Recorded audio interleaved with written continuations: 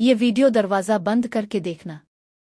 अपने नीचे नर्म कपड़ा रख लेना, वरना बिस्तर गीला हो जाएगा। बहुत मुश्किल से मिली है, जल्दी देख लो। बच्चे हरगिज भी ना देखें। रोज की तरह पिछली रात भी मैं टाइम से सो गई थी, लेकिन अगली सुबह जब मैं जागी तो दिन के 10 बजे बज चुके थे। मुझे तो इतनी देर तक सोने की आदत ही नहीं थी, मगर पता नहीं कैसे मैं इतनी देर तक सोई रही थी। मैंने बिस्तर पर निगाह डाली तो मेरा 14 साला देवर अहमद बिस्तर पर मौजूद नहीं था। शायद वो मुझसे पहले जाग गया था। मेरे दिल में ख्याल आया कि इसे भूख लगी होगी। वो तो 8 बजे ही नाश्ता कर लिया करता था। मैंने बिस्तर से उठने की कोशिश की तो मेरे सारे जिस्म में शदीद तकलीफ होने लगी। दर्द की ऐसी लहर उठी कि मुझसे खड़ा भी ना हुआ, और जैसे ही मेरी निगाह अपने वजूद पर पड़ी तो मैं हैरान रह गई। मेरा हुलिया अजीब सा हो चुका था। मेरा लिबास बहुत खराब था और दोपट्टे से बेनियाज मेरे बाल भी बिखरे हुए थे, जबकि मुझे इस तरह खोल कर सोने की आदत नहीं थी। मैं तो बालों की चोटी बनाकर सोया करती थी। मेरी कमीज के ऊपर वाले 2 बटन भी खिले हुए थे, और हैरत की बात यह थी कि उनमें से एक बटन तो टूटा हुआ भी था। आखिर ऐसी क्या मुमकिन थी? रात तक तो मेरा लिबास बिल्कुल ठीक था, फिर यह कमीज का बटन कैसे टूटा था? मैंने इधर अलिफादेर निगाह दौड़ाई तो मुझे बिस्तर पर ही वो चमकता हुआ बटन नजर आ गया। मैंने इसे अपनी मुट्ठी में लिया और सोचने लगी कि यह बटन कैसे टूट सकता है। यह तो बड़ी ही मजबूती से टका हुआ था। मेरे सर में भी दर्द हो रहा था। मैंने दोनों हाथों से सर पकड़ लिया। कुछ ही देर में कमरे का दरवाज़ा खुला और अहमद अंदर आया। मुझे जागता हुआ देखकर मुस्कुराया और वो आकर मेरे सीने से लग गया। मैंने भी मुस्कराकर उसकी मोहब्बत का जवाब दिया और कहा, मुझे मुआफ़ कर दो। पता नहीं कैसे मेरी आंख नहीं खिली। तुम अब तक मेरी वजह से भूखे हो गए। इसने अपने हाथों में मेरे गालों को सहलाया और कहने लगा कि ओ नहीं, मैं भूखा नहीं हूं। मैंने नाश्ता कर लिया है। आप मेरी फिक्र ना करें। आपकी तबीयत ठीक नहीं लग रही। आप आराम करें। मैं आपको दूध ला कर दे देता हूं। वो फौरन कमरे से निकल गया और मैंने मुट्ठी में पकड़ा बटन हैरत से देखा। मुझे अब तक समझ नहीं आ रहा था कि ये कैसे टूटा है। ये बात मैं अहमद से भी नहीं पूछ सकती थी। वो पता नहीं इस बात को किस तरह से लेता। इसकी उम्र काफी कम थी और मेरी कोई भी गलत बात इसका दिल दुखा सकती थी। मैंने बड़ी मुश्किल से हिम्मत करके शावर लिया।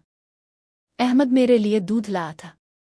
मैंने दूध का गिलास पी लिया और फिर उसके साथ ही घर के कामों में मसरूफ हो गई, इस बात से बिल्कुल बेखबर कि मुझ पर कैसा कहर टूट चुका था। वैसे तो अहमद अलग कमरे में सोता था, लेकिन एक दिन से इसे बहुत ज्यादा डर लग रहा था, इसीलिए मैं इसे अपने साथ सुला रही थी। ये दूसरा ही दिन था और फिर तीसरी रात भी वो मेरे साथ मेरे कमरे में सोया और मैं भी इसके साथ बेखबर सो गई। लेकिन अगली सुबह मेरा हुलिया पिछली रात से भी कहीं ज्यादा बदतर था। मेरी कमीज कंधे पर से ढलती हुई थी। दोपट्टा बिस्तर से नीचे पड़ा था। बिस्तर की चादर भी पूरी तरह बिस्तर से उतरी हुई थी। ऐसा लग रहा था जैसे किसी ने मेरे साथ जबरदस्ती करने की कोशिश की हो, जिसमें भी शदीद दर्द उठ रहा था। मुझे तो समझ नहीं आ रहा था कि यह हुआ क्या है। अब की बार मैं खामोश ना रह सकी और मैंने अहमद से पूछ लिया कि अहमद, कमरे को क्या हुआ है? बिस्तर की चादर नीचे कैसे पड़ी है? मेरी बात पर अहमद हंसा और कहने लगा, भाभी, आपको तो पता ही नहीं चला। रात को मैं नींद में बिस्तर से नीचे गिर गया था और साथ ही चादर भी खींचती चली आई थी। जब मैं सुबह उठा तो मैं बिस्तर पर नहीं बल्कि नीचे फर्श पर था। मैंने घबरा कर पूछा, तुम्हें चोट तो नहीं लगी? वो हंसकर कहने लगा कि ओ नहीं, मुझे तो कुछ नहीं हुआ। अलबत्ता बिस्तर जरूर खराब हुआ है। इसके गिरने की बात सुनकर मैं अपनी बिखरी हवाइयों को भूल गई और इसे चेक करने लगी कि कहीं गिरने की वजह से इसे चोट तो नहीं आई है। शुक्र था कि इसे कुछ नहीं हुआ था और फिर रोजाना की तरह मैं भी मामूल के कामों में लग गई। मेरी आदत के दिन मुकम्मल हो चुके थे। बस घर में मैं और अहमद ही थे। मेरे माँ बाप सारा सौदा सामान डलवा कर चले गए थे, क्योंकि मैंने उनके साथ जाने से इनकार कर दिया था। और फिर इसी तरह 5 रातें अहमद मेरे ही साथ सोया और हर सुबह न सिर्फ ये कि मेरे जिस्म में दर्द होता बल्कि मेरा लिबास भी बेतरतीब होता।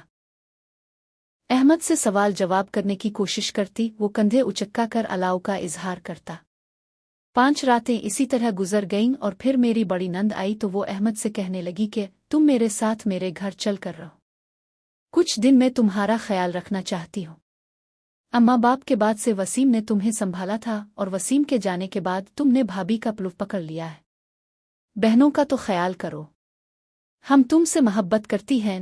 अहमद ने साफ इनकार कर दिया कि मैं नहीं जाऊंगा, लेकिन मैंने ही इसे प्यार से समझाया कि बहनों का भी तुम पर हक है। कहीं ऐसा ना हो कि उन्हें ये लगे कि भाभी ने भाई को बहनों के खिलाफ कर दिया है। जाओ तुम जाकर कुछ दिन गुजार आओ। मेरे बहुत कहने पर वो चला गया, लेकिन जाते जाते भी वो पलट कर मेरी तरफ देखता रहा। मैं जानती थी कि इसका जाने का बिल्कुल भी दिल नहीं है, लेकिन मैं अपनी नंद की तरफ से कोई बाराई नहीं लेना चाहती थी। इसे गए हफ्ता गुजरा था कि अचानक ही मेरी तबीयत बहुत ज्यादा खराब हो गई। ना खड़ा हुआ चाहता था, ना बैठकर सुकून आता। हर वक्त घबराहट का एहसास होता और फिर ऐसी उल्टियां लगें कि तबीयत संभली ही नहीं। मजबूरना मैंने अपने आप को चादर में छुपाया और करीबी क्लिनिक चली गई। जब से वसीम का इंतकाल हुआ था मुझे घर से बाहर निकलते हुए डर लगता था। पड़ोस वाला इरशाद हर वक्त मुझे देखकर कोई ना कोई फिक्रा कसा करता था। पता ही नहीं जब से मैं शादी होकर आई थी वो मेरे पीछे ही पड़ गया था। इसकी और घर की छत अटैच थी। मैं जब भी कपड़े धोने सिखाने जाती वो भी छत पर चढ़ जाता तो अपनी गंदी नजरें मुझ पर जमा लेता। और वसीम के इंतकाल के बाद से तो बेबाकी और हिम्मत और भी भड़क गई थी। ऐसे में मुझे अहमद का सहारा था। वो भले ही 14 साल का था, लेकिन जब वो मेरा हाथ पकड़कर घर से निकलता तो मुझे ये तसल्ली रहती कि इरशाद जैसा शख्स अब कुछ नहीं कहेगा। लेकिन आज तो अहमद मेरे साथ नहीं था। इसीलिए मैं तेज तेज कदम उठाते क्लिनिक पहुंच गई और डॉक्टर ने मेरी हालत देखते हुए अल्ट्रासाउंड का कहा। और अल्ट्रासाउंड की रिपोर्ट आने पर जो खबर सुनाई वो सुनकर मेरे होश उड़ गए। डॉक्टर का कहना था कि मैं हामिला हूं और ये बात मेरे लिए क़यामत शायद से थी, क्योंकि मेरे शौहर के इंतकाल को 5 माह होने वाले थे और मेरा हामिला होना किसी तौर पर मुमकिन नहीं था। मैंने हकलाते हुए डॉक्टर से कहा कि आपको कोई गलतफहमी हुई है, मेरे शौहर जिंदा नहीं हैं, मैं बेवा हूं। वो डॉक्टर ने एक अजीब निगाह मुझ पर डाली और कहने लगी, बेबी फिर तो ये आपको पता होना चाहिए कि ये किसका बच्चा है। मुझसे क्या सवाल कर रही हैं? जो रिपोर्ट में आया है मैंने वही बताया है। मैं 4 हफ्ते की हामिला थी। मैंने रोते हुए डॉक्टर से कहा कि अब मुझे नहीं मालूम ये बच्चा किसका है, मैं इस बच्चे को ज़ाय कराना चाहती हूँ। डॉक्टर ने गुस्से से रिपोर्ट मेरे हाथ में थमाई और कहने लगी, बीबी तो ऐसा काम करने से पहले सोचना चाहिए था। बच्चा ज़ाय करना गैर कानूनी काम है और हम ऐसा कोई काम नहीं करते। आप जा सकती हैं। मैं वापस घर लौटी, लरसते कांपते हाथों से रिपोर्ट पकड़े। वहां भी बदकिस्मती मेरी मुंतजिर थी। जैसे ही मैं दाखिल हुई मेरी निगाह मेरी नंद पर पड़ी जो अहमद के साथ अंदर मौजूद थी। मुझे देखकर कहने लगी, क्या बात है, कहाँ की सैर हो रही है? देवर की जिम्मेदारी क्या हटी, तुम तो सैर सपाटोहे के लिए निकल पड़ी हो। मुझे चक्कर सा आया और मैं सोफे पर गिर सी गई। मेरी नंद को कुछ समझ न आया तो उन्होंने मेरे हाथ में पकड़ी रिपोर्ट ली और इसे खोल दिया। मैं तो उन्हें रोक भी ना पाई थी और रिपोर्ट देखकर जो हुआ वो नाकाबिल बयान था। वो चीख चीख कर पूछ रही थी कि बताओ बदसूरत औरत, ये बच्चा किसका है? तुमने तो मेरे मरे हुए भाई के मुंह पर कालक थोप दी है। बताओ किसके साथ माकला किया है? उन्होंने एक जोरदार तमांचा मेरे मुंह पर दे मारा था। मैं ख्तेल कर रो रही थी। मैं उनके सवाल का क्या जवाब देती? मैं तो खुद भी इस बात से अनजान थी कि ये बच्चा किसका है। और फिर मुझे याद आया कि मैंने 5 रातें अहमद के साथ गुजारी हैं। तो क्या उन 5 रातों में मेरे 14 साला देवर ने? ये सोचकर ही मेरी रूह कांप उठी थी। इस दुनिया में अगर कोई बेलोस होकर मोहब्बत करता है तो वो बच्चे होते हैं जो नफरत जैसे जज्बात से बिल्कुल नाआशना होते हैं। और मेरा 14 साला देवर अहमद भी ऐसा ही था। मेरे शौहर के इंतकाल के बाद मेरे ससुराल वालों ने मुझे ही मेरे शौहर की मौत का जिम्मेदार ठहराया था। एक ऐसी तकलीफ दे एहसास था जिसे मैं चाहकर भी खुद को आज़ाद न करवा पाती थी। उठते बैठते चलते फिरते कानों में ये जुमले गूंजते थे कि मेरी वजह से मेरे शौहर का इंतकाल हुआ है। इस बात ने मुझे तोड़ के रख दिया था। लेकिन ऐसे में अहमद मेरे लिए एक बहुत मजबूत सहारा साबित हुआ था। वो भागता हुआ मेरे कमरे में आकर मेरे सीने से लगता तो मुझे लगता कि बस यही मेरी जिंदगी की वाहिद वजह है। मेरे शौहर ने मरते मरते अहमद की जिम्मेदारी मेरे कंधों पर डाल दी थी और इसीलिए मैं अपनी जिंदगी का बोझ उठा रही थी। वरना मेरी हालत तो ऐसी थी कि मैं अपने शौहर के साथ ही मर चुकी होती। हमारा मुआशरा वैसे भी बेवा को जीने का हक कहाँ देता है। वसीम की मौत के बाद से मैं और अहमद एक दूसरे के लिए सब कुछ थे। मैं इसका पूरी तरह ख्याल रखने लगी थी।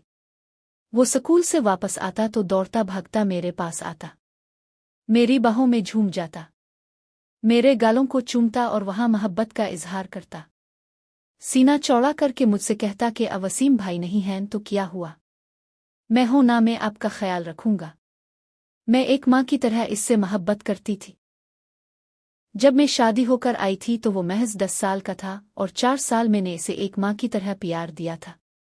लेकिन मुझे क्या मालूम था कि मैं जिसे बच्चा समझ रही हूं वही मेरी जिंदगी में ऐसी क़यामत ले आएगा कि मेरे पास मुंह छुपाने की जगह नहीं बचेगी। मैंने तो बस 5 रातें ही इसे अपने साथ सिलाया था और उन 5 रातों में अहमद वो कर गया था जिसका मैं तसव्वुर भी नहीं कर सकती थी, क्योंकि इसने तो छोटा होते हुए भी।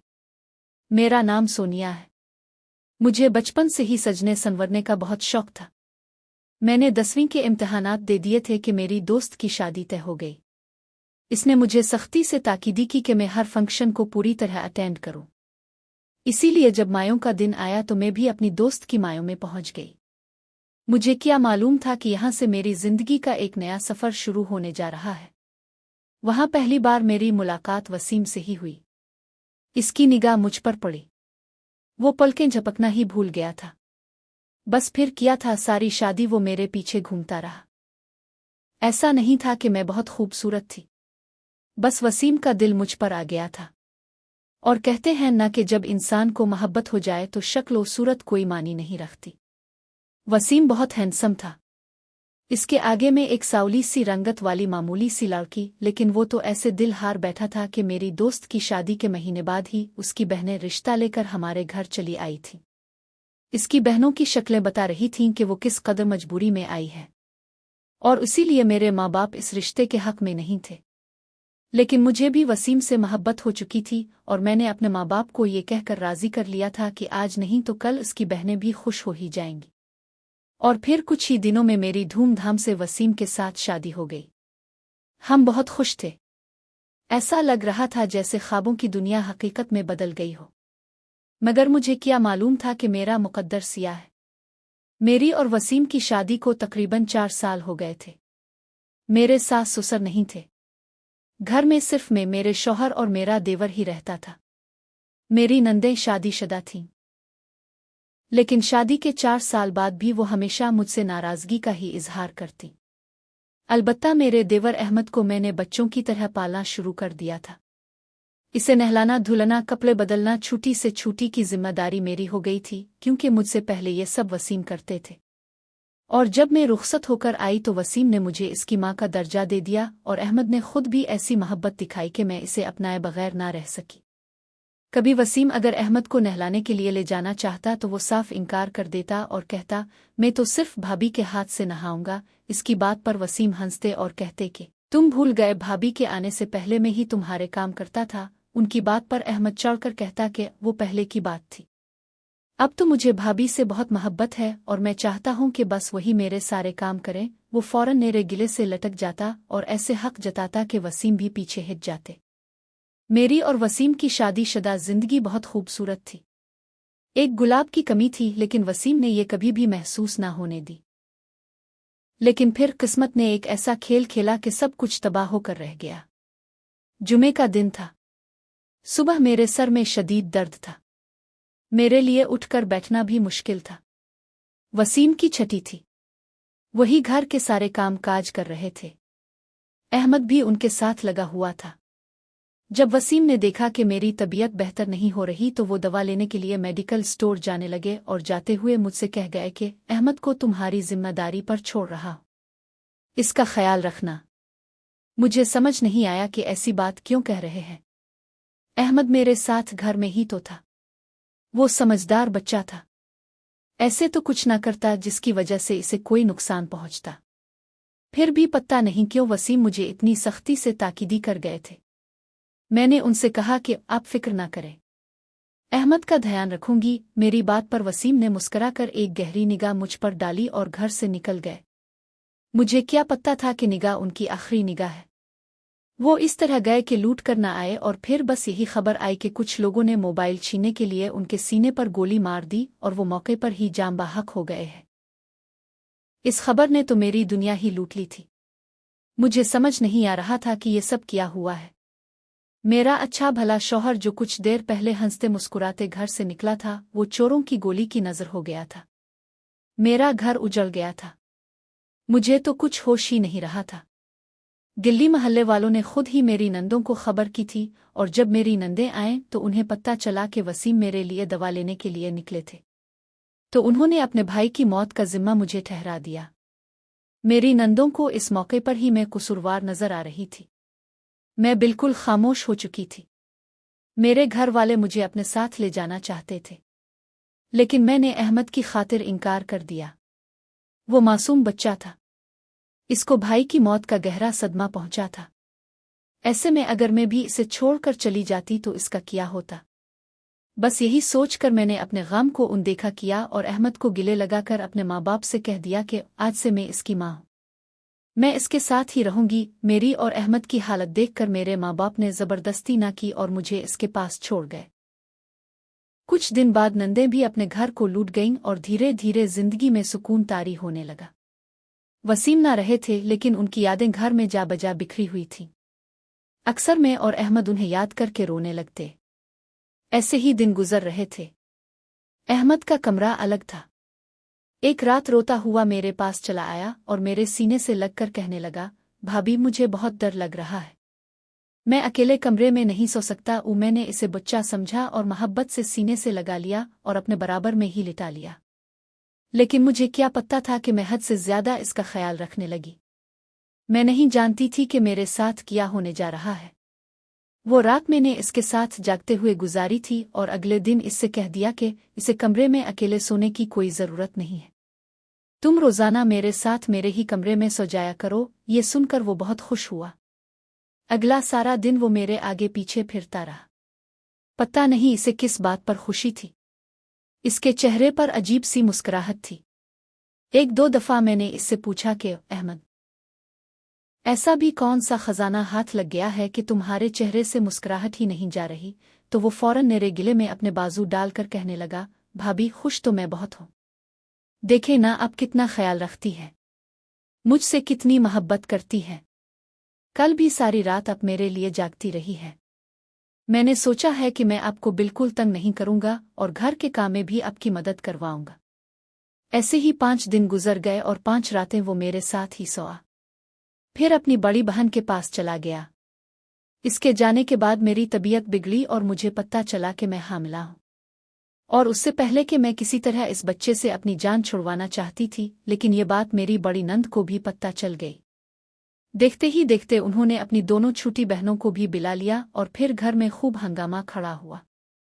जब बात हद से ज्यादा बढ़ी और मेरी नंदों ने मुझे कोसना शुरू किया तो अहमद खामोश न रहा और उसने एक ऐसा सच कहा जिसे सुनकर सबके रूंगटे खड़े हो गए। मेरी बुरी हालत देखकर वो रोते हुए कहने लगा कि पड़ोस वाले इरशाद भाई ने इसे पैसों का लालच दिया और कहा कि मैं अपनी भाभी का बहुत ज्यादा ख्याल रखा करूं और उन्हें रोज रात को दूध पिलाया करूं। उन्होंने मुझे दवाई दी और कहा कि ये ताकत की दवाइयां हैं, ये तुम भी पिया करो और अपनी भाभी को भी दवा दूध में मिलाकर देना, इससे वो सेहतमंद हो जाएगी। तुम्हारी भाभी तुम्हारे भाई के जाने के बाद कमजोर हो गई है। मैं भाभी से बहुत मोहब्बत करता था और इसीलिए इरशाद भाई की बातों में आ गया। उनसे चॉकलेट और पैसे लिए और भाभी को दूध में वो गोलियां मिलाकर देने लगा और खुद भी पीने लगा। कुछ दिनों बाद मुझे बहुत घबराहट होने लगी थी, इसीलिए मैं भाभी के साथ सो रहा था। शायद ये घबराहट इसी बात की थी क्योंकि मैं भाभी से छुपाकर उन्हें दूध दे रहा था। रोते हुए कहने लगा कि इसे लगता है कि वो गोलियां ताकत की नहीं बल्कि नींद की थीं, क्योंकि दूध पीते ही बहुत गहरी नींद आती थी। इसके मुंह से ये बात सुनकर हम सब ये समझ गए थे कि मेरे पेट में बच्चा किसका है। इरशाद जो वसीम की जिंदगी से मुझ पर गंदी निगाह रखता था, इसकी मौत का इसने भरपूर फायदा उठाया था। मेरी नंदों को भी वसीम के किरदार के बारे में अच्छी तरह इल्म था। मैंने रोती हुई निगाह अपनी नंदों पर डाली और कहा कि अब बताएं कि किसका कसूर है। अब के जिस छोटे भाई को मैंने मां बनकर पाला, आज इसी की वजह से मैं हामला हो गई हूं। मैंने गुस्से से अहमद को देखा और कहा कि तुम कैसे गैर आदमी पर एतबार कर सकते हो? क्या तुम जानते हो कि इसने वो नींद की गोलियां देने के बाद मेरे साथ किया है? अहमद ने शर्मिंदगी से सर झुका लिया। मेरी नंदें खामोश हो गईं। और फिर उन्होंने इरशाद के घर जाकर उसकी मां को उसके सारे करतूत बताए और धमकी दी कि अगर इरशाद महल्ला छोड़कर न गया तो सारे महल्ले वालों को इसके गुनाहों के बारे में बता देंगे। इतना सुना था कि इरशाद डर के मारे अपने घर से फरार हो गया। 2 माह बाद मेरा बच्चा ज़ाय हो गया और मैं एक दफ़ा फिर बे औलाद हो गई। अहमद पहले से भी ज्यादा मेरा ख्याल रखने लगा। इसने मुझसे मुआफ़ी मांग ली थी। मैं इसे क्या कहती? वो बेकसूर था। वो तो मेरी ही सेहत के बारे में सोच कर ये सब कर रहा था। इसे क्या मालूम था कि ये दुनिया के जालिम हैं। इस वाकये के बाद से मेरी नंद का रवैया काफी बेहतर हो गया था। अगर अहमद वक्त पर सच न बोलता तो शायद मेरी नंदें मुझ पर कभी आतेबार न करती। अब अहमद ही मेरा बेटा है और मेरी जिंदगी का मकसद उसकी अच्छी तरबियत और उसकी तालीम है। मैं दूसरी शादी नहीं करना चाहती क्योंकि अहमद मेरे बगैर नहीं रह सकता। आप लोगों को क्या लगता है? मुझे अपने देवर को अपनी औलाद की तरह ही पालना चाहिए या फिर इसे इसकी बहनों के हवाले करके खुद आगे अपनी जिंदगी को बढ़ाना चाहिए? क्या लाल की छोटी उम्र में बेवा हो जाए, इसे आगे शादी करनी चाहिए? आपने बहन भाइयों के आसरा पर जिंदगी गुजार देनी चाहिए।